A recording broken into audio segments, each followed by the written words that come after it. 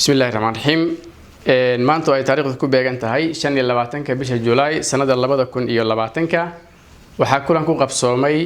aalada hab arag fogaan ay ku yeesheen gudoomiyaasha ardayda Soomaaliyeed ee jaamacadaha dalkan Uganda iyo gudoomiyaha midowga ardayda qaranka Soomaaliyeed ee dalkan Uganda mudane Cabdiqaadir Umar Cabdulle fiidka oo shirka gudoominayay ugu horeyn kulanka ayaa waxa warbixino ku aadan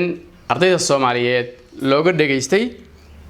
iyo gaabka ku yimid xilligani looga dhageystay gudoomiyaashii ka soo qayb galay kulanka maadaama muddo ku dhawaad 5 bilood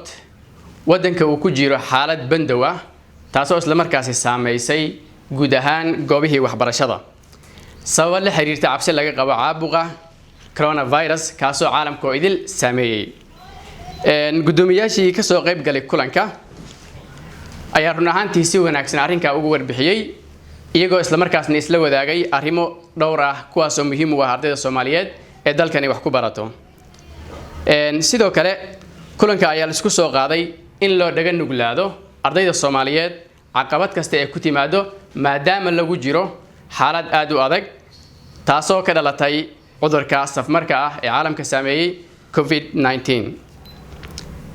ugu dambeyntii gudoomiyaha midowga ardayda qaranka Soomaaliyeed ee dalkan Uganda ayaa ku bogaadiyay gudoomiyaasha jaamacadaha in ay ku dhiirigeliyaan ardayda isla markaasna ay u diyaar garoobaan imtixaanaadka ku soo wajahan kadib markii dib loo furo jaamacadaha sidoo kale gudoomiyaha ayaa gudoomiyaasha kula dardaarmay in ay ilaaliyaan midnimada iyo wadajirka ardayda ay mas'uulka ka yihiin waxaana ugu dambeyntii la isla qaatay in la bilaabo wacyigelin ku aadan ardayda Soomaaliyeed si ay ugu faa'iideystaan waqtigooda maadaama la xiray goobihii waxbarashada wabillahi tawfiiq